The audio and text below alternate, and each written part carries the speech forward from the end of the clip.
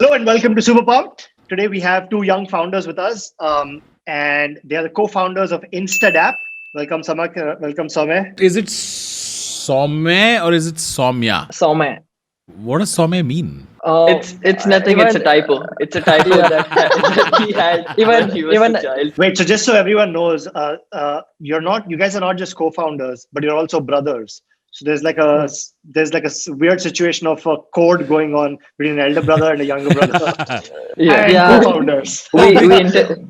Which one of you? And you will also see while we interrupt each other a lot. Which one of you is elder? Which one of you is younger? I'm elder. I'm younger. Okay. The hand went up in a second. Yeah. All right. So we have Samyak and Sowmay with us. So tell us a little bit about InstaDapp, right? Like, why is InstaDapp needed? Yeah. So we are trying to build a middleware DeFi protocol. Right now, if you see the DeFi space, it's a lot. It's a very fragmented. I mean, you have different protocols. You have different mainnet, layer 2, side chains. A lot of things on DeFi is happening on different systems and even different protocols with their own standards. So in short, what we are trying to do is like standardize those fragmentation into a single middleware layer. And in doing so, we provide a very good platform, not only to the users, but even to the developers who are developing on top of it. And if we include, even protocols are benefited from this system because now they can move. Biggest thing in the protocol wants is the liquidity, right? So now, right, with plugging to this middleware, they can get this liquidity. So we are trying to build a standard between in DeFi, which helps users, mass developers, and protocol developers. Got it. And maybe can you explain what middleware means so people can maybe understand what it is with respect to traditional tech or fintech? Yeah. So if I take an example of Stripe, Stripe built a middleware API, or I will say infrastructure, which combines different payment structures, cards, debit cards, and a lot of things are combined there, and they provide that simple solution. So you have that simple SDK or 10 lines of code that you use to facilitate your payment infrastructure, right? I mean, do the payment integration. In the similar fashion, what we're trying to do is like for DeFi, building that same structure where all this fragmented methods, fragmented system, fragmented protocols in DeFi are being standardized in single platform.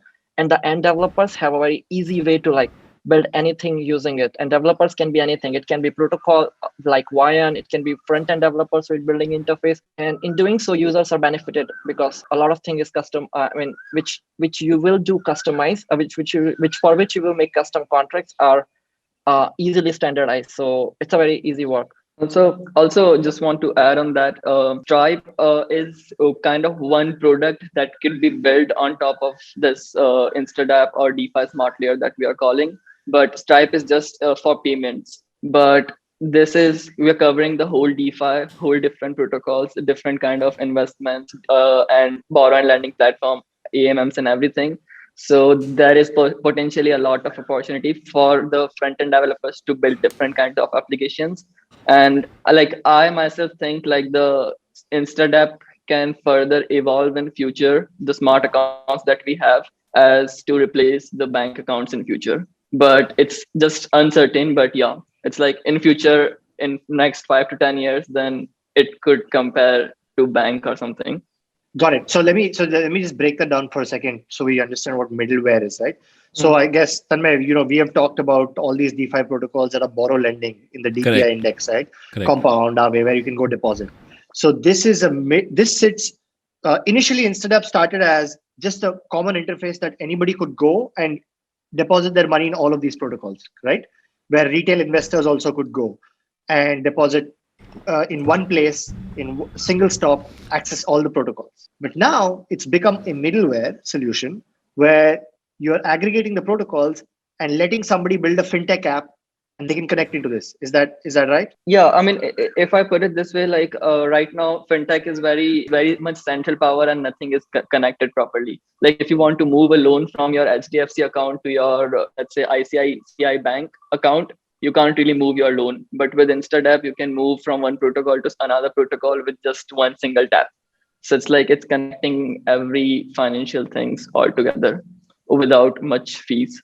So let's say a fintech app were to connect to InstaDapp in today, let's say for a moment regulations allowed it, and a fintech app could connect to InstaDapp, what would the fintech app be, and how would it be better? Yeah, there are two ways to do it. Like either they will create, so on InstaDapp, every user have their own smart contract account, if you are familiar with this concept. So there are two ways to do it. Either the fintech will, the company will create a smart account for each and every users they have, or they will create a big giant smart account in which they are managing all the users.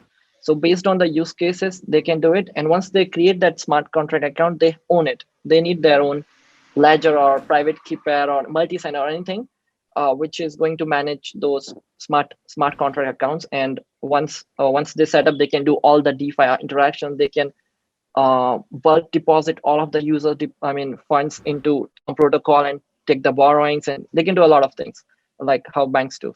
Got it. So why don't we talk a little bit about how you started it, and how big are you guys today? I'm 23 and he's 21. Okay. No, not like that. I think he meant how much money and value is locked into the value locked. Oh. Yeah.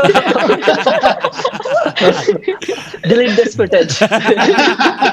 This is going to be the best part. Yeah, I think we are nearing 5 billion as of today, and $5 billion. Oh my god. Okay, so how do you guys start? Yeah, so I think the first inception of the InstaDapp happened in the ETH India Hackathon, which happened in 2018 August. Yeah, we just thought about the name like 2 days back. We're going into the hackathon, and last day of the hackathon, just 1 day before starting the hackathon, we thought we need to build this. Just 1 day before. And at that time, I'm not sure if you are familiar with DeFi, but you need to do 12 different steps to take a loan out of MakerDAO. Just to take a loan, you need to make 12 transactions. At that time, gas was super cheap, but as of today, you are spending a lot of Ethereum gas to do those steps. So what we did is like in between users and the Maker protocol, we built a resolve contract, which will combine those 12 steps and provide an easy way for users to do in just one click. It doesn't sound fancy now, but at that time when DeFi just have 30 million locked value overall, we did won that hackathon and also get a good traction from the community, and that's how it all started. Then after that, we were invited by Kyber Network in Singapore. They provided some grants to work full time on this, and keep on building, keep on solving problem. Then Samyak came up with a very good idea of refinancing, where you can, on Maker, the interest rates were, I think 20% on DAI borrowing. All-time high, 22%. Yeah, you're paying that much. And on Compound, it was like 5 to 10%. But people are not able to move that up. Samyak came up with this refinancing feature, and that pulled off a lot of TVL at that time in InstaDapp. And I think that was a very good influx point where we keep on getting more and more users from that point on. Actually, how are you able to do that? Like, he drew the real world example of, hey, if you have a loan in ICICI Bank and if you have a loan in HDFC, how are you able to port it? Why are you not able to do it in traditional finance? And why are you able to do it in the world of crypto?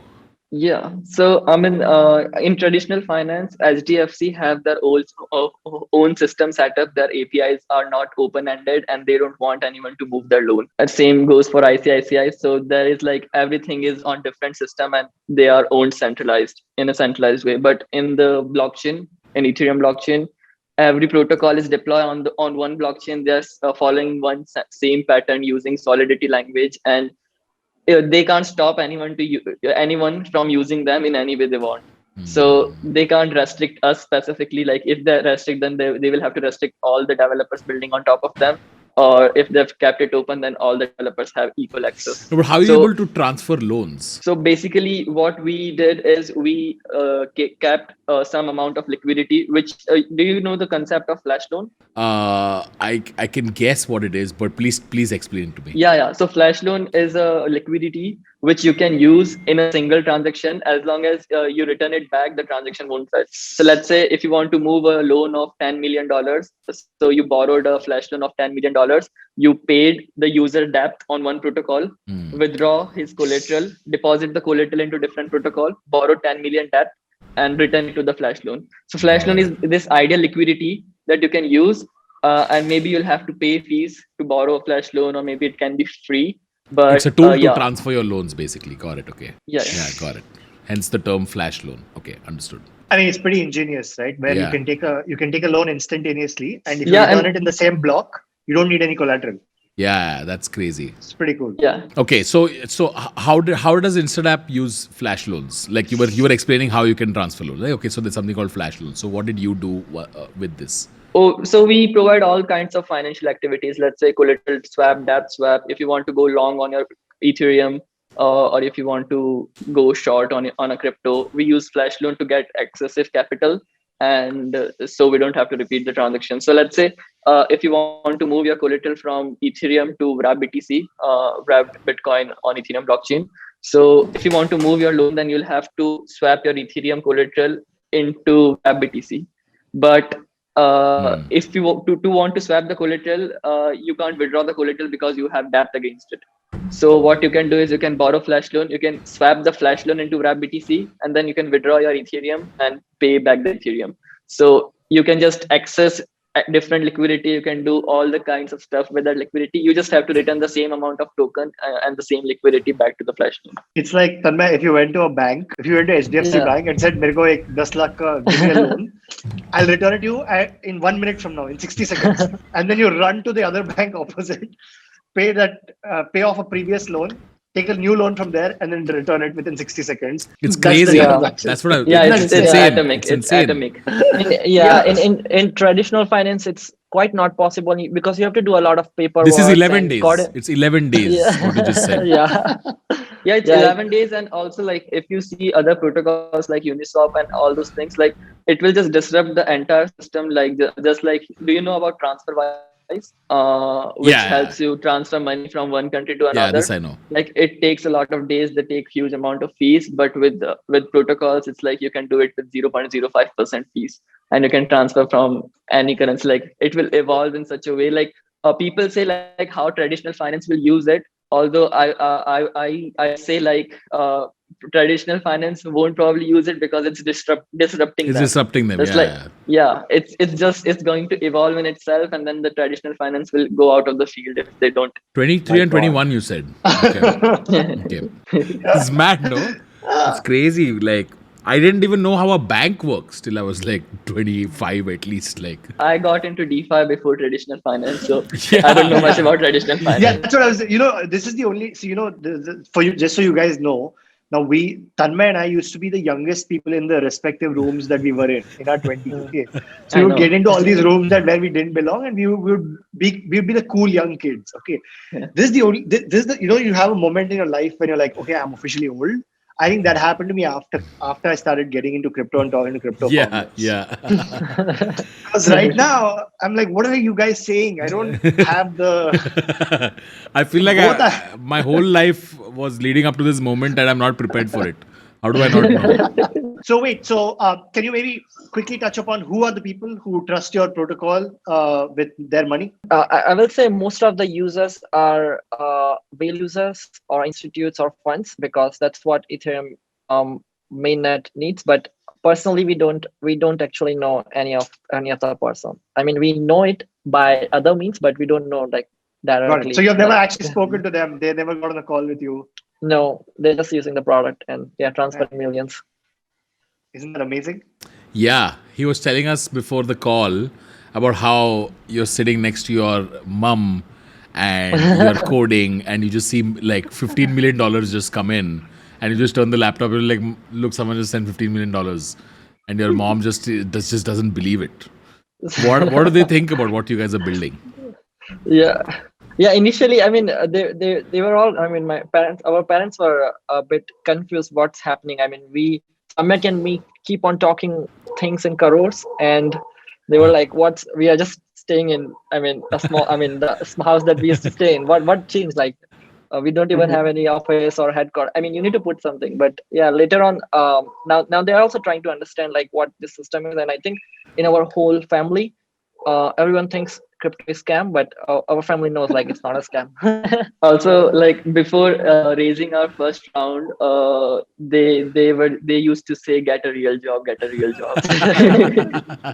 So you've never spoken to any of the clients that use InstaDapp, right? When you talk to investors and when you talk to angels outside, what are the reactions to two 20-year-olds building this, not only valuable, but what sounds like a super important, piece of technology that's going to be useful for everyone involved? I think the credentials that in DeFi is not out of age or any previous work you're doing, because everything is out on smart contracts, right?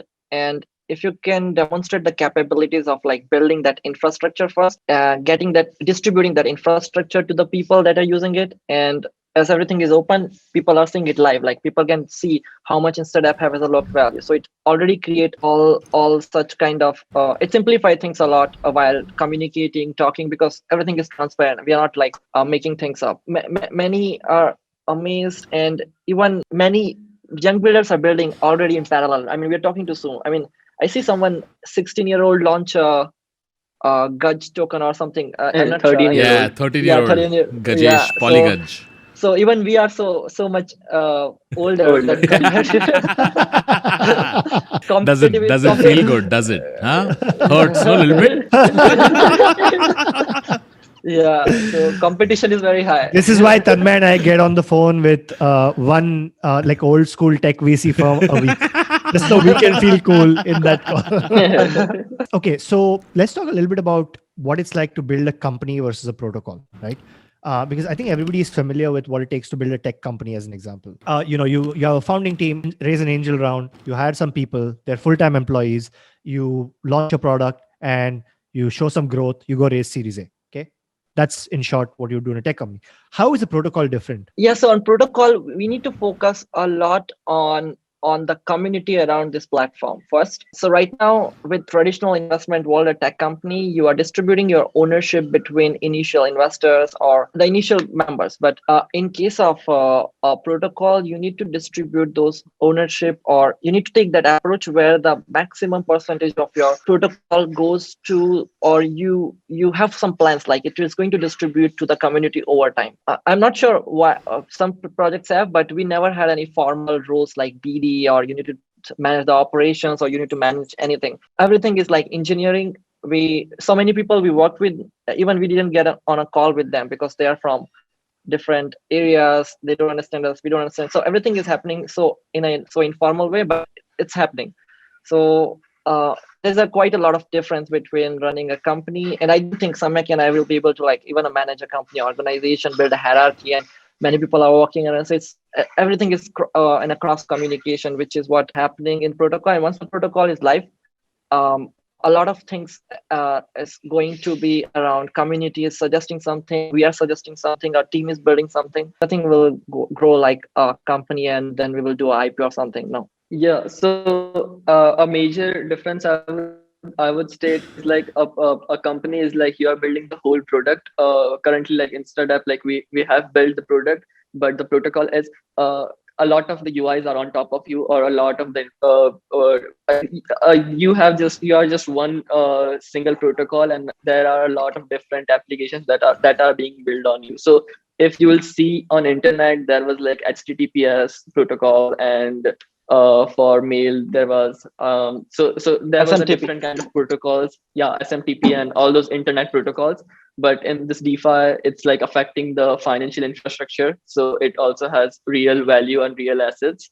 So these are all the protocols on top of which future banks and payment gateways or stock markets or anything will be built, or anything will be managed. Wow, so it's amazing that you have to find your early employees, or and in your case, those early employees are just community users who come and deposit their money, who trust you with their money in exchange for a piece of the network, right? Yes, and I mean, most of the people helping us is we never went through a formal hiring process. It's all like anyone is helping someone on Twitter, or someone posted or something, or someone is managing, replying to our community members in our group. So that's where we actually. And what's in it for them? Huh? What is in it for them?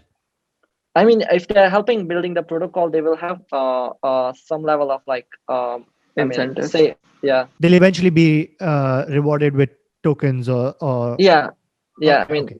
just like how shares are distributed in company, tokens are distributed in Correct. protocols. Got it. That is super interesting. So basically, it's permissionless, right? Anybody can just run up something that helps InstaDapp and say, hey, look, I did this. And if you like it, and if the community likes it, then it allows you to just, bring them on board. Yeah, if you remember, UNICEF distributed like per project 1.5 million in grants. I mean, grants. It's not funding, grants. So yeah. And have you made any grants so far? Yeah, Okay. not yet, but post governance, we have plans around that. Yeah, once we launch the governance, we are focusing totally on the community. So yeah, once our tokens are out. So I want to move on to DeFi, but before that, I have one question, because a lot of people will be wondering, okay, if I find a DeFi if I find a project that I want to contribute to, that I am interested in, then what is the best way to contribute?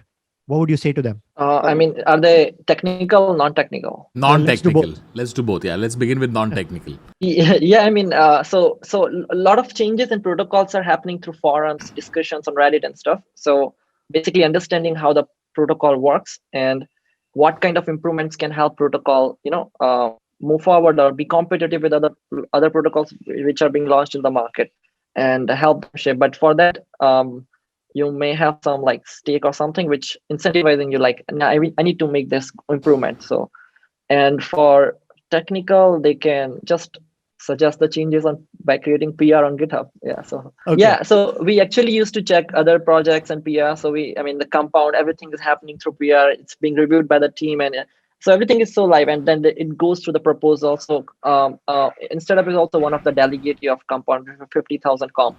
So we also participate in the governance. So I can see the whole process is being building up, like how BODs work in companies, board of members. It's all happening in publicly and being pushed, and we are voting and stuff. Yeah. So wow. So every time Compound makes a governance change, you are voting with A16Z. Yeah, you can check the leaderboard. We have like 50,000 comp as of now, and let's see. And if we are very active in the community, they will also incentivize.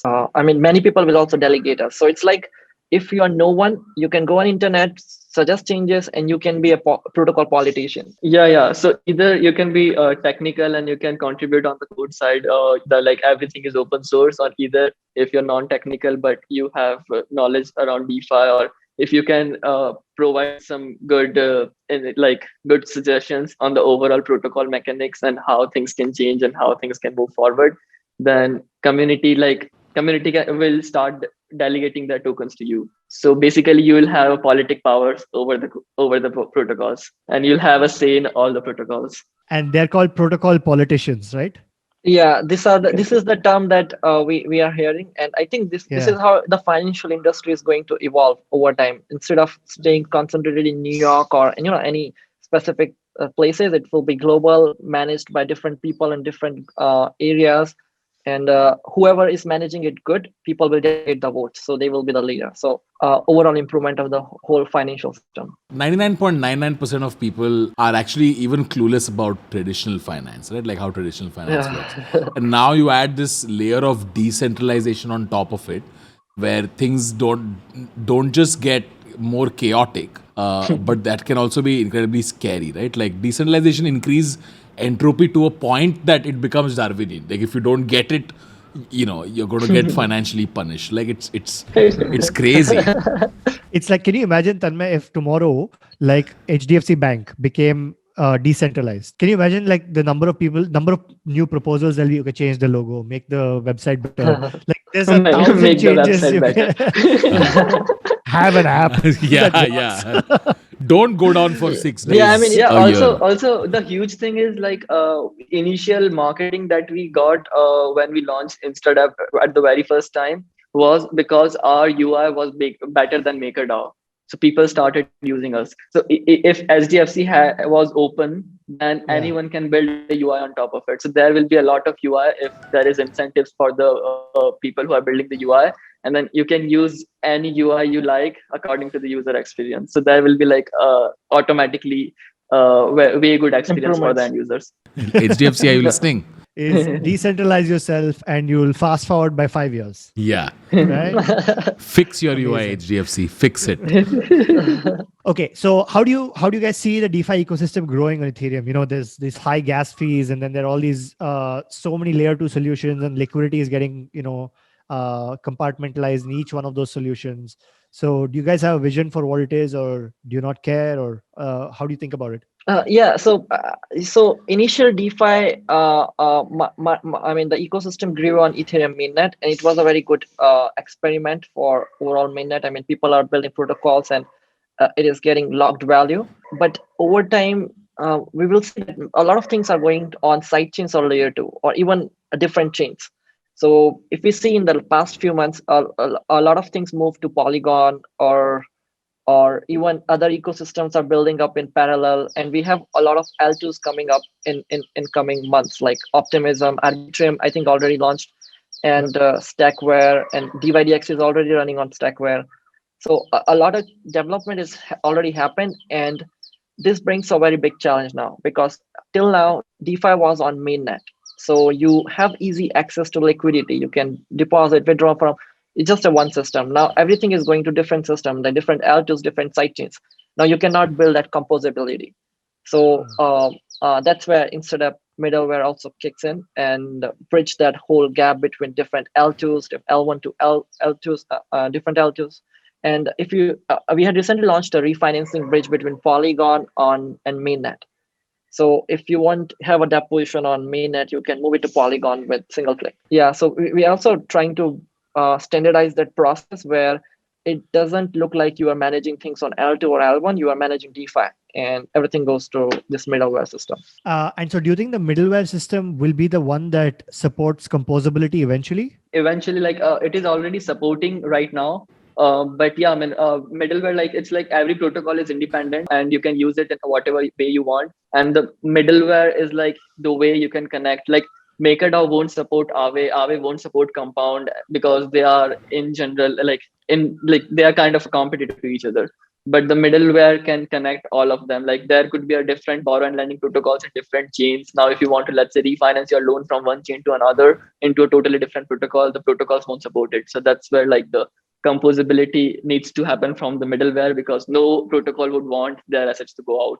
Which brings us to the billion or $1 trillion question. Do you foresee a multi chain world, or are you an ETH maximalist, or do you have some other view? Yeah, it's a tricky question, and very early to commit anything like concretely. But we think like a lot of things going to work on Ethereum infrastructure. Maybe not Ethereum mainnet, but either L2, where the code composability is easy. I mean, transfer of assets and code composability is easy.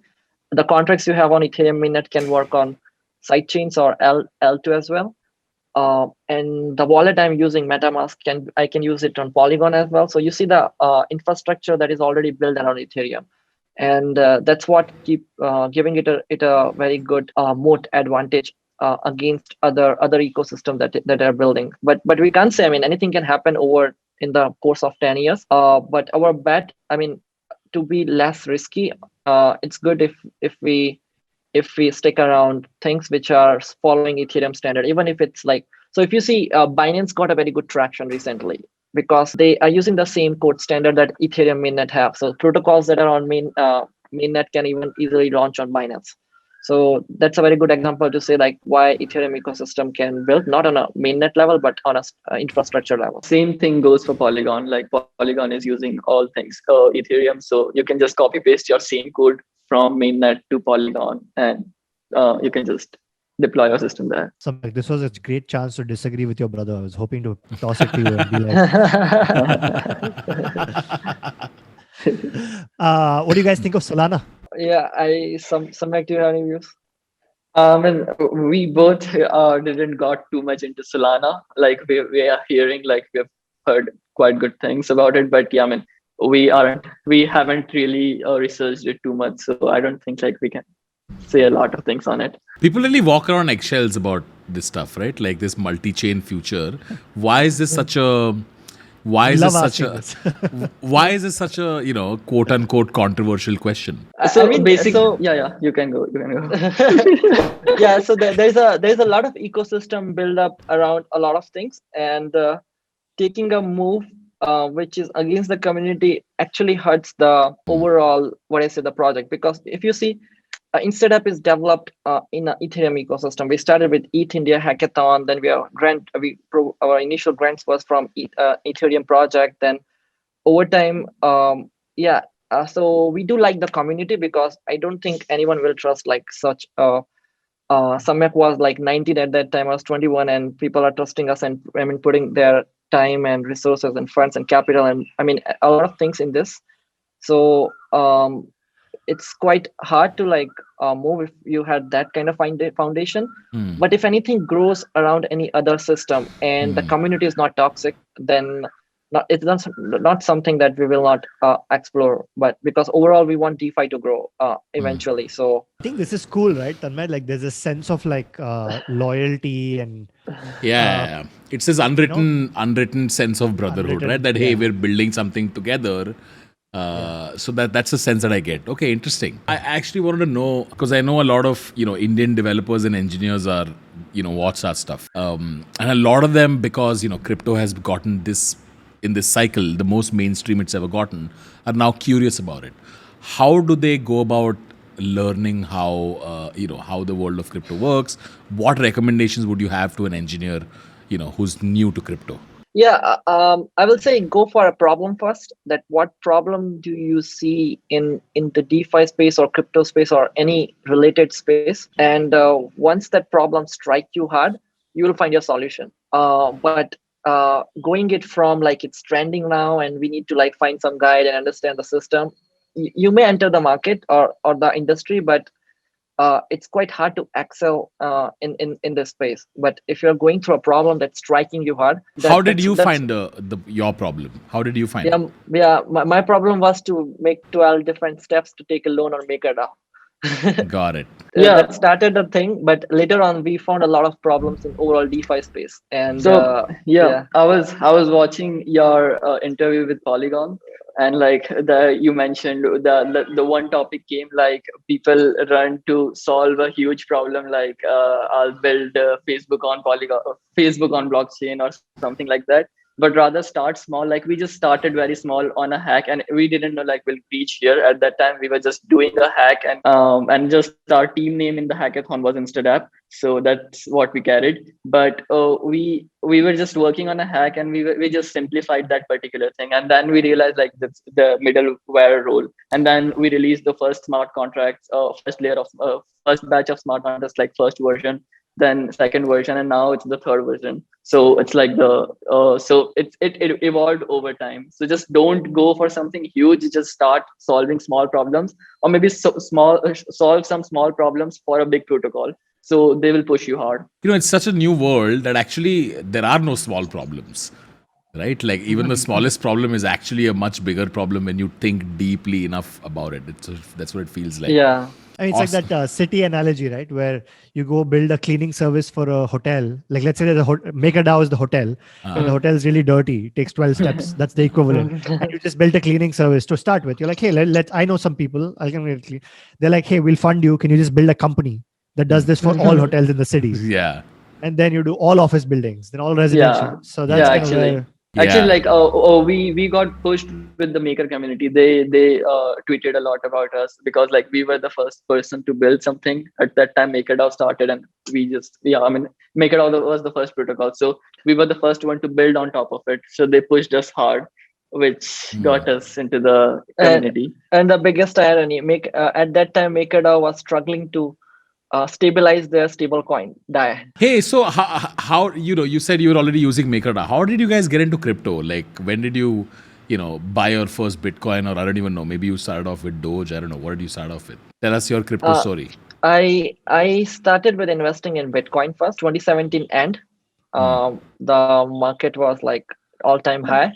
And good time to I get also I also invested a bit in Bitcoin first. It again spiked a bit, And then I got to know about Ethereum. So I was already building some applications in fintech, like stock market industry. And then when I came to know about Ethereum, it just like hyped me a lot. Like, how is it possible to build something?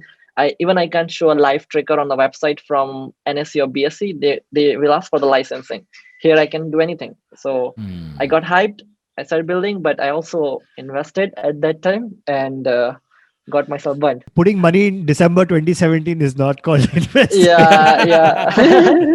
When Yeah. prices went up 2x in 12 days or something. Yeah.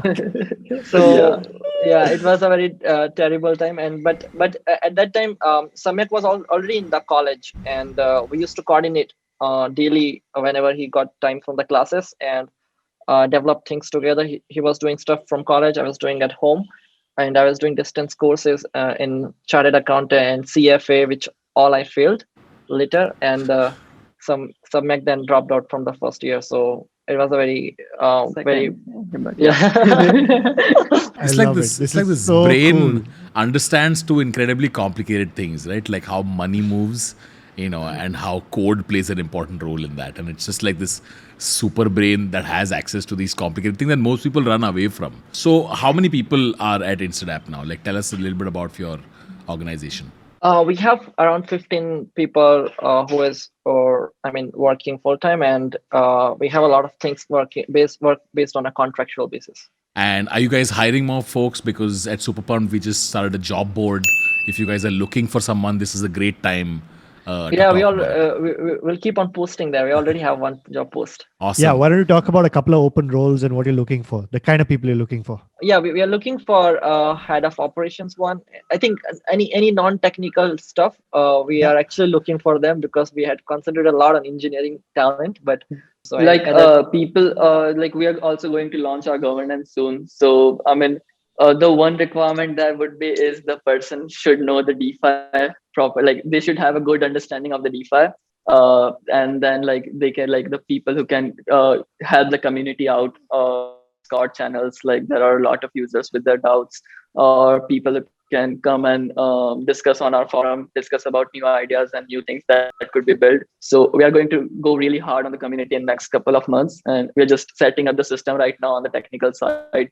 Building up the docs and all the developer setup.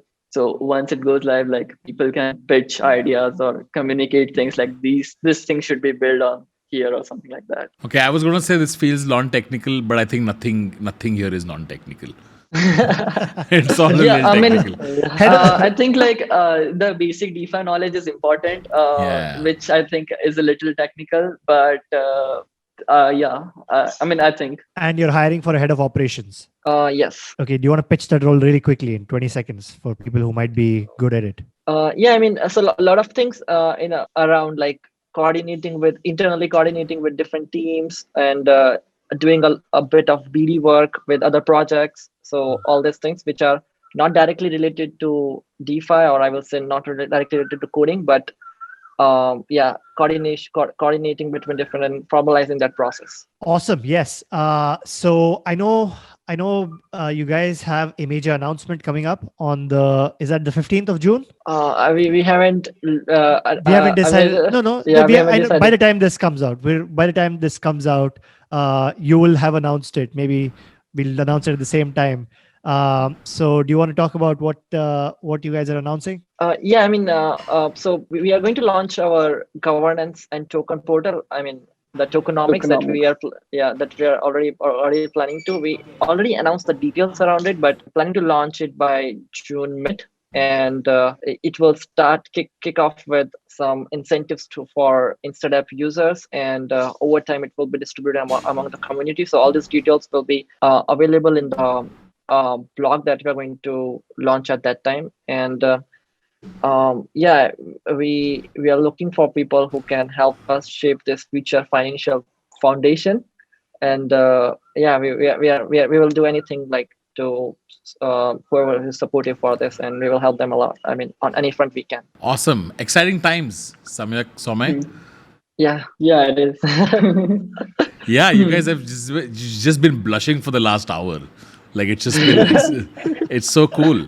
We're so excited, man. Akshay, this is what me and Akshay discussed when we were starting Super Pumped, right? It's so awesome to see global companies and protocols being built out of India, and that's great, right? Like it's feeling super proud, even though I had no role to play in any of it, but it's just some feeling of like this is awesome. See, it's another symptom of growing old, and we're just proud of random things that we have nothing to do with. Just we're proud of our young population. What like?